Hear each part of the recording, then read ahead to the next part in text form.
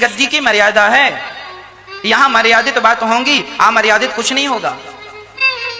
हाँ, तो एक मर्यादा है। गांव की 70-70 साल की बूढ़ी अम्मा घूंघट लेके चलती है।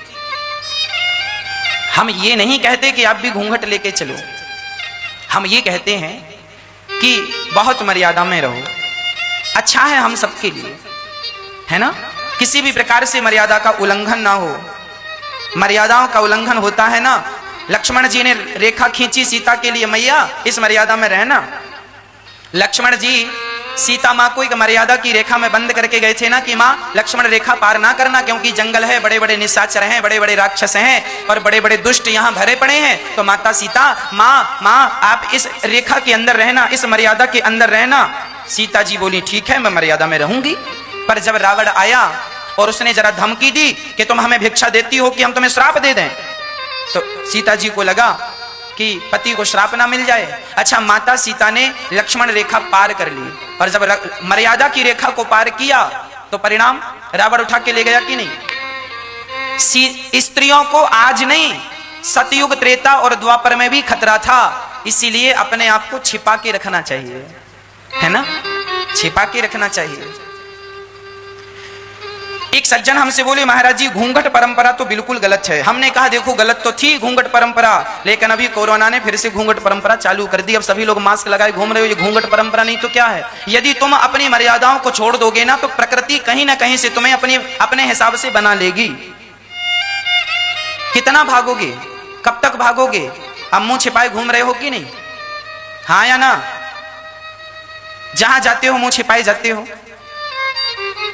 हमारे बुजुर्गों ने जो परंपराएं बनाई थी, घूंघट परंपरा सीता जी के जमाने में नहीं थी। सीता जी के जमाने में घूंघट परंपरा, हाँ, सिर में पल्ला होता था, सिर में यहां तक साड़ी होती थी, लंबा घूंघट नहीं होता था। लंबा घूंघट डालने की जरूरत भी नहीं है। मैं ये नहीं कहता लंबा घूंघट डालो ना। ये लंबे घूंघट की परंपरा कब से आई उसका भी एक इतिहास है जो कि आपको सुनाना आवश्यक है। इतिहास के पन्ने आप लोग भूल गए हैं। जब हमारे देश में मुगल आए, मुगल राज्य आया, मुगल लोग शासन करने लग गए, तब कोई बाप अपनी बेटी को और कोई पुरुष अपनी पत्नी को लेकर जाता था ना तो घूंघट सिर पे होता था यहाँ। तो कोई मुगल, कोई अंग्रेज, मुगल के बाद अंग्रेज आए, तो अंग्रेज और मुगल में दोनों की बातें करूं। अंग्रेजों ने और मुगलों ने देखा ये नारी बड़ी सुंदर है, तो वो अपनी ताकत से, अपने पावर से उस नारी का हरण कर लेते थे और उस नारी के साथ दुराचार करते थे, क्योंकि उनके पास ताकत थी, तलवार थी, बंदूक थी। किसी सामान्य व्यक्ति की बहन को उठा लेते थे, स्त्री को उठा लेते थे। और ये सुना नहीं है आप लोगों ने क्या, सब जानते हैं। तब हमारे भारतीय लोगों ने सोचा कि हम अपनी पत्नियों को ले जाया करेंगे तो इनका मुंह ढक के ले जाया करेंगे, क्योंकि भाई जाना जरूरी है। अब ढक के ले जाएंगे ना तो किसी अंग्रेज की और किसी व्यक्ति की इस पर नजर नहीं पड़ेगी। अच्छा, नजर नहीं पड़ेगी तो इसको देखेगा नहीं, और देखेगा नहीं तो ये सुरक्षित रहेगी।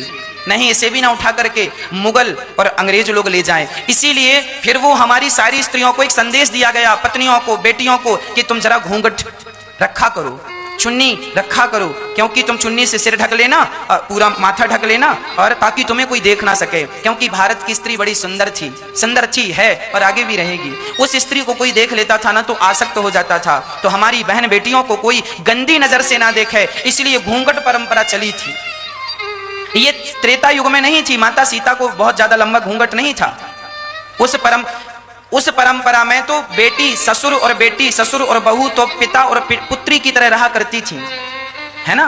रामचरितमानस में सारी चीजें स्पष्ट होंगी, मैं आपको आगे स्पष्ट करूंगा। जब से देश गुलाम हुआ तब से हमारे हिंदू भाइयों ने अपनी बहन बेटियों को बचाने के लिए ये घूंघट परंपरा चालू की। फिर अंग्रेज चले गए, मुगल चले गए, पर चूंकि आदत हो गई तो वह परंपरा चली आई। अब कोई ये ना सोचा कि स्त्रियों को जबरदस्ती घूंघट ना, अब तो घूंघट डालने की विशेष जरूरत नहीं, अब तो देश गुलाम थोड़ी है। हाँ, घूंघट डालने की जरूरत नहीं है, पर शरीर को ढकने की जरूरत है, मर्यादा में रहने की जरूरत है, सब प्रकार से।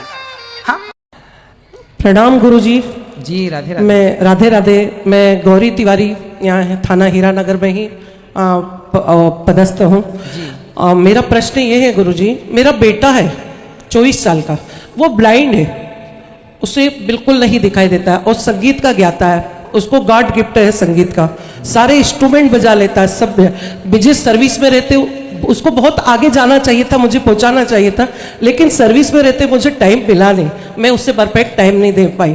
पर मैं चाहती हूँ कि आपके सानिध्य में एक वो भजन भी सुनाए और आपका आशीर्वाद लें, और मैं चाहती हूँ कि वो आध्यात्मिक में जाए सर। जरूर ले आइएगा और उसको संगीत क्लास दीजिए ताकि वो अपने आप को, अब जैसे हमारे देश में एक बहुत बड़े संगीतज्ञ हुए हैं श्री रविंद्र जैन जी सर। जी, जिन्होंने रामायण में संगीत दिया है। जी शीश पे खड़ा हूं राम भक्त ले चला राम की निशानी, जिन्होंने ये गीत गाया है, वो भी बचपन से ही उनको आंखों से नहीं दिखता था, लेकिन वो इतने बड़े संगीतज्ञ हुए कि उनका हुनर ही उनकी आंखें बन गया। तो आप बच्चों को हुनर दीजिए जी, काबिल बनाइए। जरूरी नहीं है कि हम इन आंखों से देखें, कई बार हम वो चीजें देख लेते हैं अपने भीतर की आंखों से जो इन आंखों से दिखना संभव नहीं होता। तो आपके बच्चे का यदि रुझान संगीत में है तो ये श्रेष्ठ है। वो सारे इंस्ट्रूमेंट बजा लेता है, उसको सब गॉड गिफ्ट है। और संगीत का टीचर भी आसरा चैनल में, आसरा संस्था में जो मूक बधिर बच्चे होते हैं उनको वो संगीत सिखाता है। तो ले आना, ये दास भी दर्शन करेगा। जी गुरुमान। राधे राधे गुरु जी। जी गुरु जी, मेरा सवाल है आप कि गुरु मंत्र के क्या क्या फायदे होते हैं जीवन में, आप बता दीजिए। किसके? गुरु मंत्र लेने के। गुरु मंत्र लेने के फायदे, गुरु मंत्र लेने के फायदे ये होते हैं बेटा कि हमें पढ़ने से क्या फायदा मिलता है, हमें स्कूल क्यों भेजा जाता है, स्कूल जाने के क्या फायदे हैं बताओ। सर शिक्षा मिलती है, स्कूल में शिक्षा मिलती है और मंत्र लेने के बाद संस्कार मिलते हैं। संस्कार जरूरी है। तो संस्कार इसलिए कहते हैं ना शिक्षा दीक्षा, तो शिक्षा तो हो गई बट दीक्षा नहीं हो पाई, इसलिए आज के बच्चे रास्ता भटक रहे हैं, क्योंकि शिक्षित तो हैं दीक्षित नहीं, संस्कार नहीं है। तो वो इतना ही जरूरी है जितनी जरूरी शिक्षा है। जी गुरु जी, प्रणाम गुरु जी। खुश रहिए।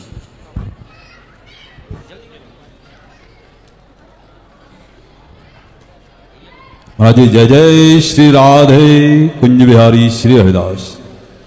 महाराज जी वृंदावन टटिया स्थान से कृपा पात्र हूँ। वाह सुंदर। महाराज जी ध्यान में बैठता हूँ माला लेके, जब मंत्र का जाप करता हूँ, विचरण वृंदावन का ही रहता है, पर विचरण करते करते करते गुरु मंत्र छूट जाता है, पर विचरण मेरा चलता रहता है वृंदावन का, पर गुरु मंत्र मेरा छूट जाता है और फिर विचरण और फिर समय भी निकल जाता है मेरा माला का। तो महाराज जी इसके लिए क्या अच्छा है भगवान का, यदि आपका मन वृंदावन में है तो यही सबसे अच्छी बात है। और नाम तो काम, जैसे आप यहाँ बैठे थे उस समय भी आपकी श्वासों में, आप हमसे बात करें या बिस्तर पे जाके सो जाएं, हर समय आपकी सांस चलती है, उसी तरह भगवान नाम चलना चाहिए। और वो मंत्र धीरे धीरे अभ्यास से होगा, है ना। और आप वृंदावन में रहते हैं अपने मन से, तो बहुत अच्छी बात है। आपका मन यहाँ वहां ना भटक के वृंदावन जाता है, ये सबसे अच्छी बात है। तो अपने मन से कहो कि तू जा बिहारी जी का दर्शन करता रहे बस। आज भी आया था आपसे आशीर्वाद लेने, वृंदावन भी आपसे मिला था। आज एक प्रश्न और है मेरा कि तुलसी माला और रुद्राक्ष की माला बताते हैं साथ में नहीं पहनना चाहिए, पर अपने वृंदावन में तो पहनते हैं, इस स्थान में भी बोलते हैं कि पहनते हैं। देखो ऐसा है कि जो भगवान शिव हैं, भगवान शिव किसका ध्यान करते हैं? भगवान श्री कृष्ण का जब जन्म हुआ तो भगवान कृष्ण को देखने के लिए भगवान शंकर भी आए कि नहीं? जिनका दर्शन करने के लिए शिवलोक से शिवजी आते हैं। राम जी का जन्म हुआ तो राम जी को देखने अवध में शंकर जी भी आए। जिनके दर्शन को पाने के लिए शिव जी भी लाइन में खड़े हैं। ऐसे भगवान को जब हृदय में बसा लिया तो जो शिव जी की आराधना करता है, जो शिव जी की पूजा करता है, वो शिव जी की पूजा करने के बाद ही भगवान कृष्ण और राम की पूजा, श्रीमन नारायण की पूजा करने का अधिकारी होता है।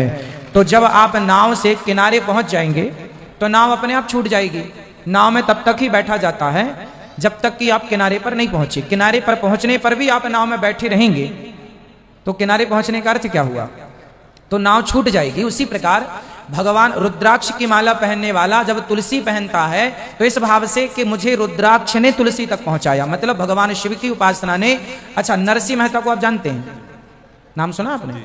हाँ बोलो हाँ या ना? भक्तमाल में नरसिंह मेहता की कथा है। नरसिंह मेहता की भौजाई ने घर से निकाल दिया। नरसिंह मेहता जी शंकर जी के मंदिर में जाके जंगल में जब गए ना तो वहां एक शिवलिंग था। उस शिवलिंग में जाकर नरसिंह जी लेट गए, पड़ गए और ऐसे पड़े कि 7 दिन तक वो मूर्छित पड़े रहे। 7 दिन बाद शंकर जी प्रकट हुए। शंकर जी तो भोलेनाथ है, प्रकट हो गए कि मेरा भक्त पड़ा है। अब वो प्रकट हो गए, पुत्र क्या चाहिए?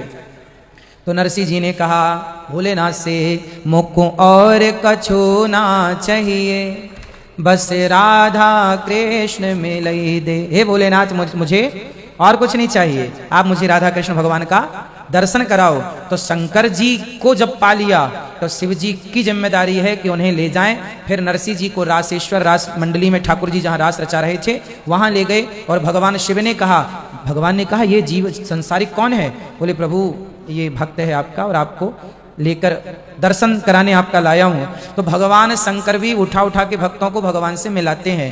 अंत में नरसिंह जी ने भगवान श्री कृष्ण को प्राप्त किया। तो शंकर जी को पाने के बाद भी ईश्वर को पाना लक्ष्य रह जाता है, क्योंकि शंकर जी भी आपको ले जाकर भगवान राम या कृष्ण की गोद में डालेंगे, श्रीमन नारायण की गोद में डालेंगे। तो या तो आप डायरेक्ट जाओ राम की तरफ या इनडायरेक्ट भगवान शिव के वाया शिव जी होते हुए जाओ।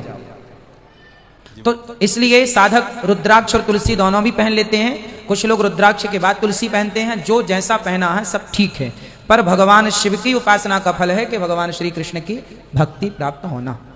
श्री राधे दंडवत प्रणाम महाराज जी। कुंज बिहारी श्री हरिदास। श्री हरिदास श्री हरिदास।